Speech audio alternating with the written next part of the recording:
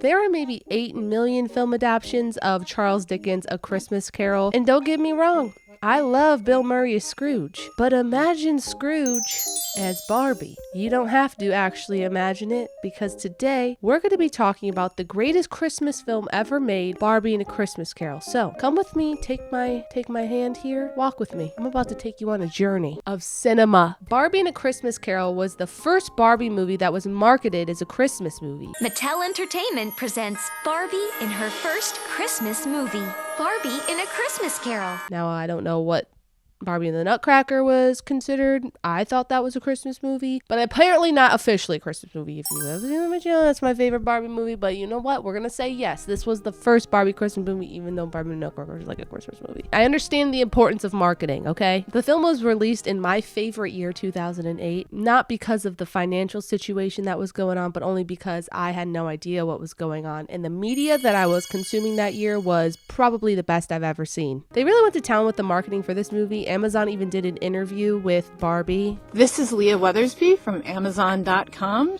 and I'm speaking with performer and fashion icon Barbie. So, is this the first Christmas movie you've ever starred in? Well, this movie is very special to me because it's my first holiday movie ever.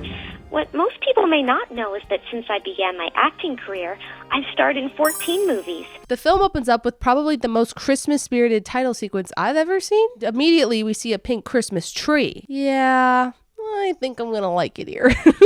So there's this ginormous room, a gorgeous giant pink Christmas tree, full size, a ginormous television, and I'm thinking, oh my God, is this a family room? Is this where everyone gathers? And I kind of love that the family decided on a pink Christmas tree. No, it's Barbie's room. It's just her room. She has a full-size Christmas tree in her room. Barbie is yelling for Kelly, who has gone missing. Was this a symbol of what was to come to happen to Kelly? Only a girl with a room that looks like that would have a side ponytail in that manner. Barbie finds Kelly sitting in a beanbag, and she was just right there. I don't know how Barbie didn't see her just sitting right there when she walked into the room until I clicked back on the movie to see if she was sitting there, and she was. I didn't notice her sitting there either. Barbie and Kelly are supposed to be going to a Christmas charity ball, and they are late, and Kelly doesn't want to go. Also, the dress, gorgeous, amazing, and beautiful. Kelly's in her classic diva energy in the beginning of the Barbie movies in this era. The ball will raise money for a hospital. It's Christmas. I hate Christmas. She wants to stay home, bake cookies, chill out, and enjoy Christmas, which I'm not going to judge the girl. Being all dressed up, going to a Christmas charity ball, sure sounds fun, but also what else sounds fun? Staying home. It's really funny because Barbie's like, hey girl, we're late, we gotta go. And Kelly's like, I don't want to go. And Barbie's like, but what if I told you this hour-long story to convince you to go? Personally, I would have been like, girl, get up, we have to leave. I don't care what you want. But I'm not Barbie. Barbie gives Kelly this really important snow globe that has to do with A Christmas Tale. We jump into the story in which we have birthmark Barbie with green eyes. This is Eden. She is belting. The mic is on.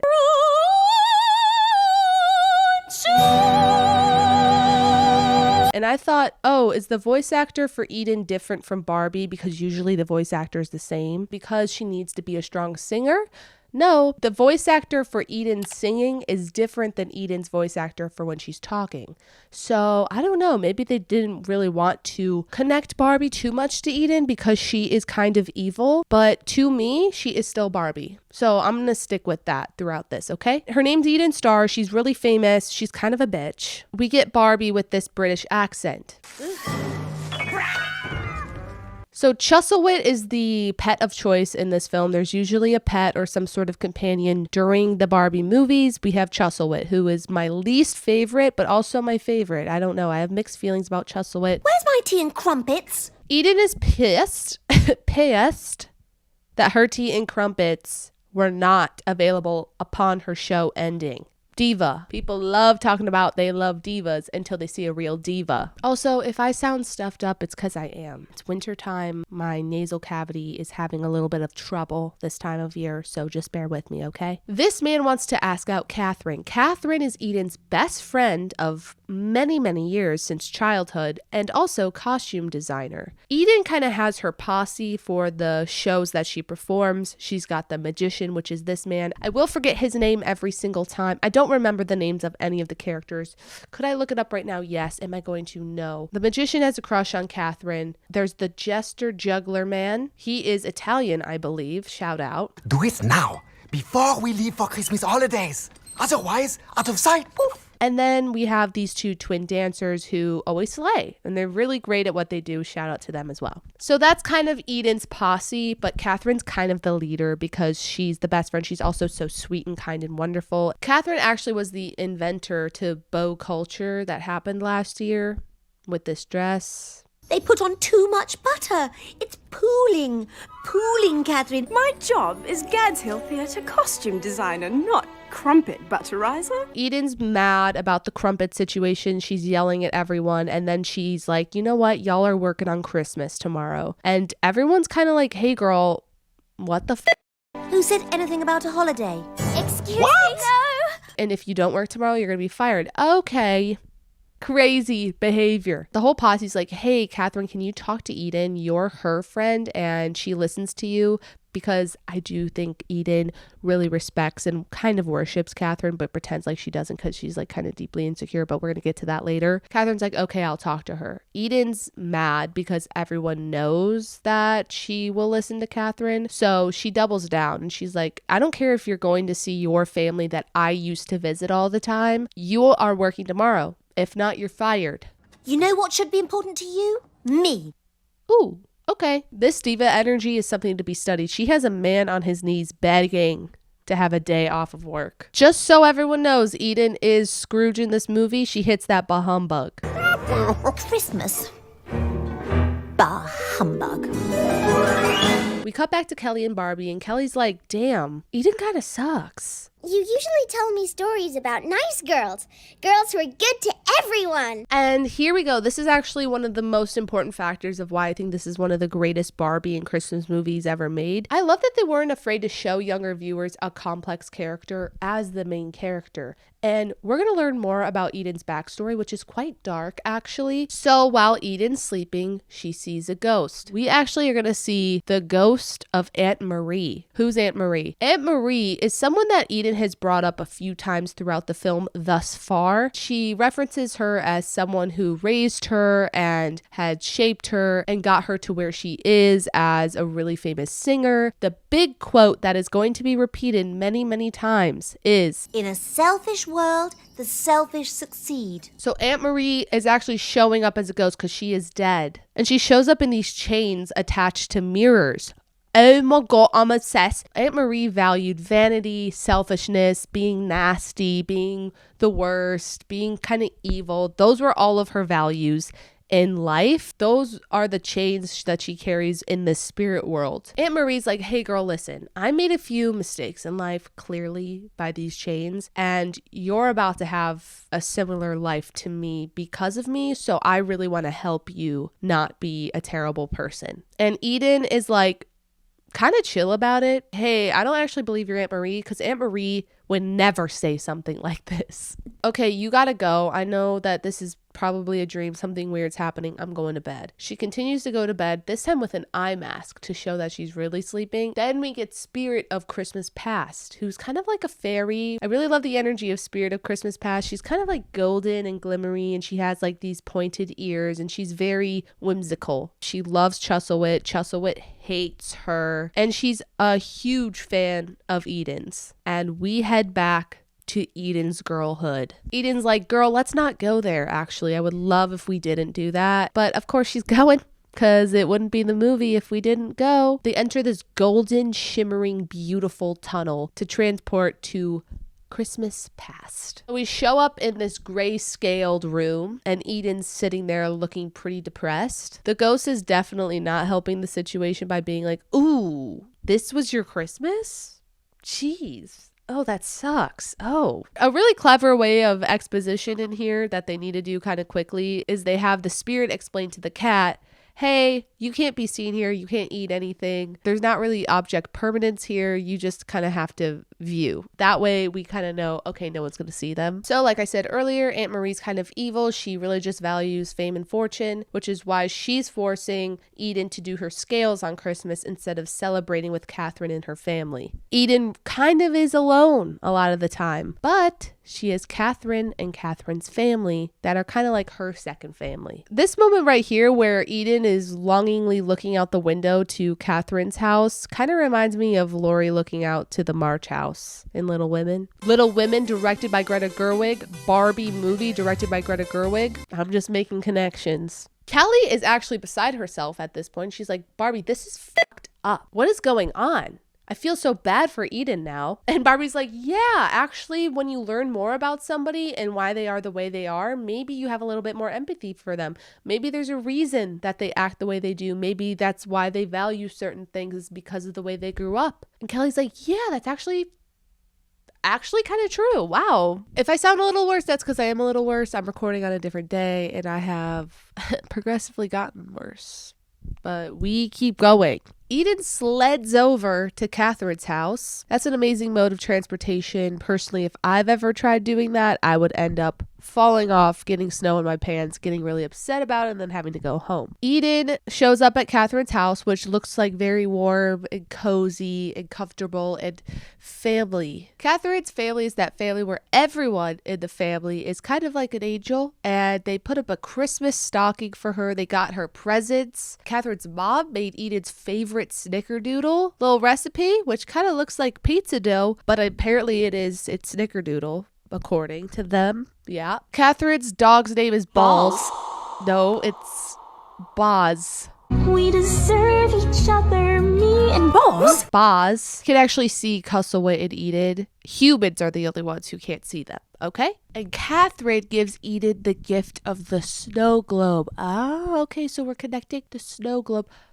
I think it was also a snow globe in Barbie and the Nutcracker, if I'm not mistaken. Now there's a little bit of a mystery. How did Barbie acquire this snow globe that was gifted to Eden from Catherine? Eden feels bad because she didn't get Catherine or her family any gifts. And Catherine's so sweet. She's like, your presence is the gift. And they also kick Boz outside because he's barking at Castlewood. I know they can't see Castlewood. But is it like kind of a situation where this actually happened where Boz got kicked out? They're messing with the timeline a little bit by Boz seeing Castlewood and Eden. Boz got kicked outside. Did he originally get kicked outside? Did this get Boz sick, leading to an untimely death that wouldn't have happened if they didn't show up there? These are questions I have that will never be answered, unfortunately. Oh, those dresses are stunning.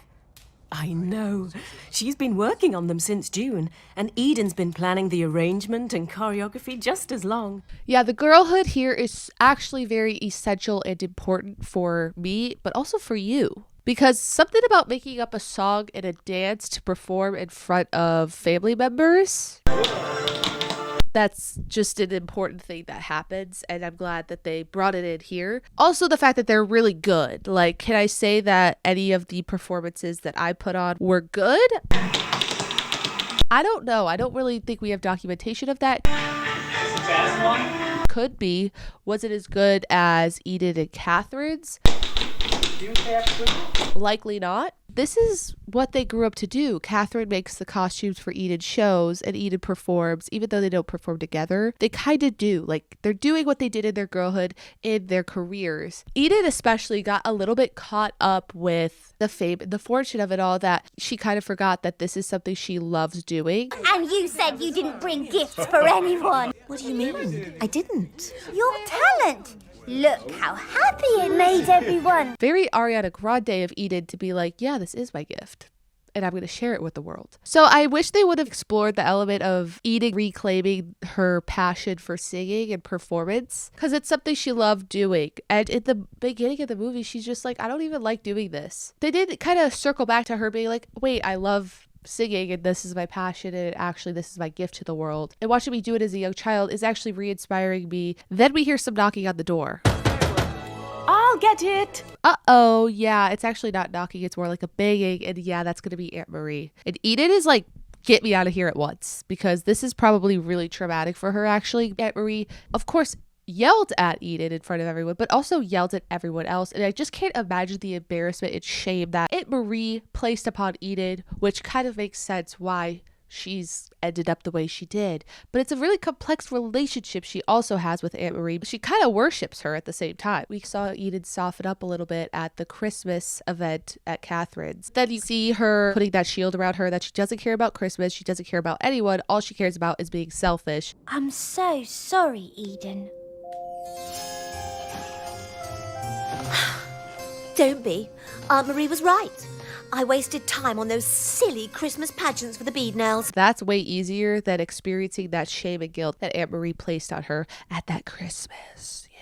Now Spirit of Christmas Present rolls in, and she actually has one of the most delicious costumes I've seen in a Barbie movie. It's covered in treats like kitty canes and cookies and jingle bells, and it's just very camp. Like, actually she's looking camp right in the eye with this outfit. And now we show up to the present, and the whole crew is roasting Eden. They're actually throwing tomatoes at her. And what I love about Spirit of Christmas Present is she does not worship Eden at all. Actually, I don't think she likes Eden whatsoever, but someone needed to not like her and say it. Catherine even gives them this look like she's gonna be like, oh guys, don't throw tomatoes at Eden, but she also throws a tomato at Eden, because I do think it was deserved that she got a tomato thrown at her. And Eden is like, wow, Catherine, you're so ungrateful after everything I've done for you. And this is what I like to call projection 101. Clearly, Eden does not feel worthy of Catherine and feels maybe even a little bit guilty and shameful of everything Catherine and her family has given Eden emotionally, and potentially even a little bit resentment. I'm not sure. Eden is pissed and stomping her foot like the diva she is. I want to leave. Oh, what? Right now? Now!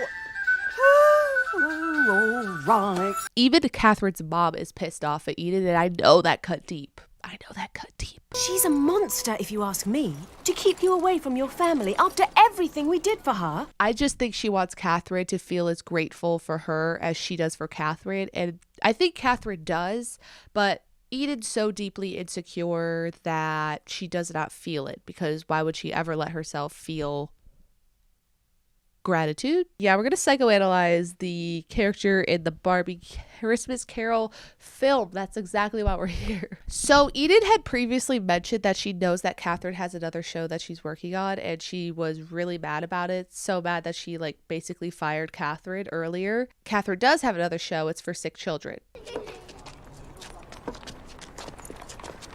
Hello, Tammy. There needed to be an Oscar here for Kelly with this performance as Tammy with this crutch. Incredible work. The orphans are going to be doing a performance. Catherine made costumes for them, and they're so obsessed with Eden. They're like, is Eden coming? Is she talking about us? Like, does she love us? Like, what's going on? And Catherine's like, yeah, she loves you guys. She's totally thinks you guys are like so talented, but she just can't make it. You know what they say, don't meet your heroes. They would be really disappointed if they met her. So the orphanages, hey girl, what? The orphanage is going to close. They're running out of money. It's a dire situation. Children will be on the streets and will be expected to survive if this orphanage, what the fuck? If this orphanage closes. Okay? Oh, they'll find their way, I imagine. Street urchins have for centuries. Of course, that's all a batch of humbug to you, right? The Spirit of Christmas Present is so sassy, and I love her. And the kids are begging Catherine to stay, but she's like, I have to work. And the Spirit of Christmas Present is like, let's just get out of here.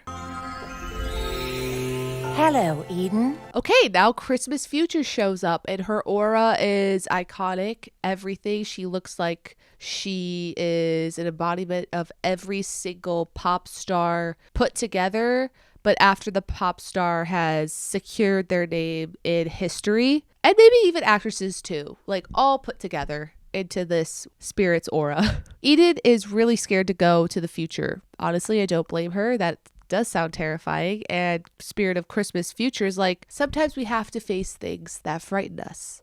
It's how we grow. No truer words were ever said. This is what we need to be living by. Eden, you need to replace the selfish thing with this. And the portal in this one is interesting because there's so many holes in it. And Eden even acknowledges this. She's like, why are there so many holes in this portal? The spirit is like, because the future is not fixed. The future that you're going to experience is the path that you're currently taking in life, living by that little mantra you love so much about being selfish. So she fired all of the people that worked for her on Christmas because they were late. Enid is like, yeah, I'm the boss. That's not a cold choice, it's simple consequence. She's kind of giving corporate America brain rot a little bit. She has this ego trip about how she can't be hypnotized, but she does get hypnotized and ends up doing chicken noises every time she sang, so her career was over.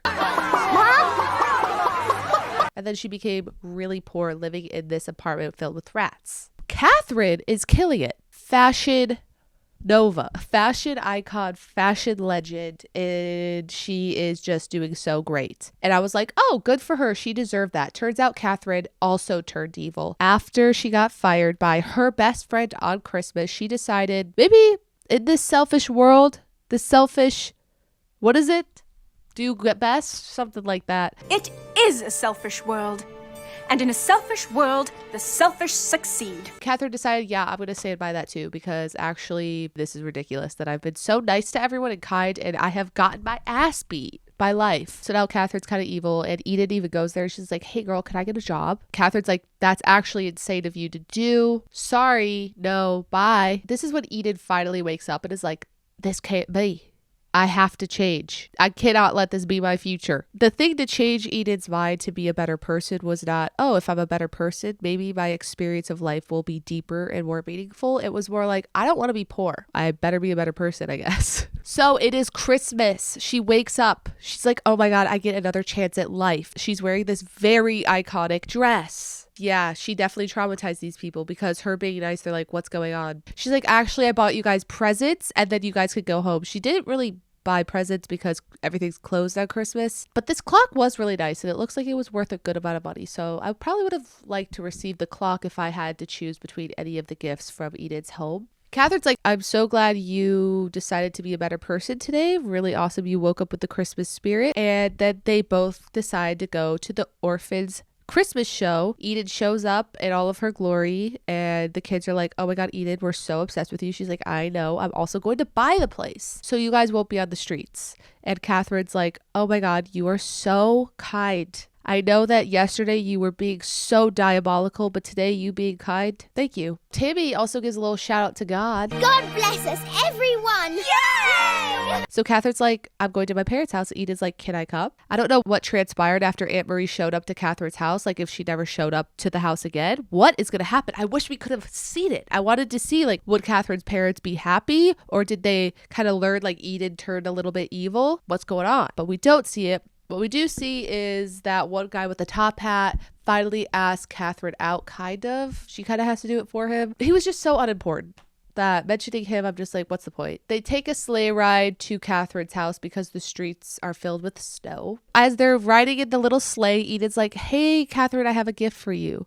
The gift that you gave me when we were kids, I'm actually still going to keep it, but I want you to know that I'm keeping it now with more intention and I'm going to put it on a shelf instead of leaving it in a box for it to get dusty. So Merry Christmas to you, Catherine.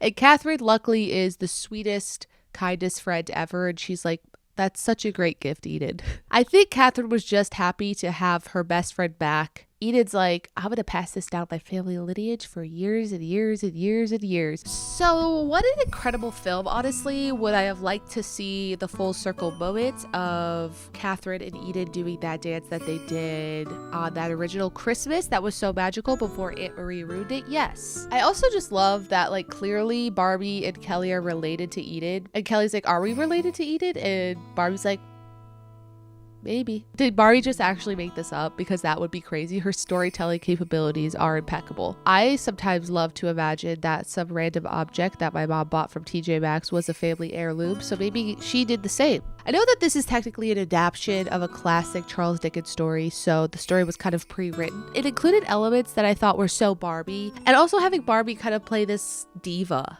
was something they haven't really done yet. While, yeah, there's like a kind of small element of romance with Catherine and that one guy, the most important part of the movie was the elements of friendship and having compassion over being selfish. You guys could actually embody those three spirits of past, present, and future, but in a different way. Maybe liking, subscribing, and commenting. Who wants to be which? What spirit do you want to be? Thank you guys so much for watching. I had so much fun. Thank you for bearing with me while I have the stuffy nose. I know some people probably clicked off because of it. So the fact that you made it this far, I appreciate you and your patience. Hope you guys have a great rest of your Christmas spirited days. I don't know what that means. Bye.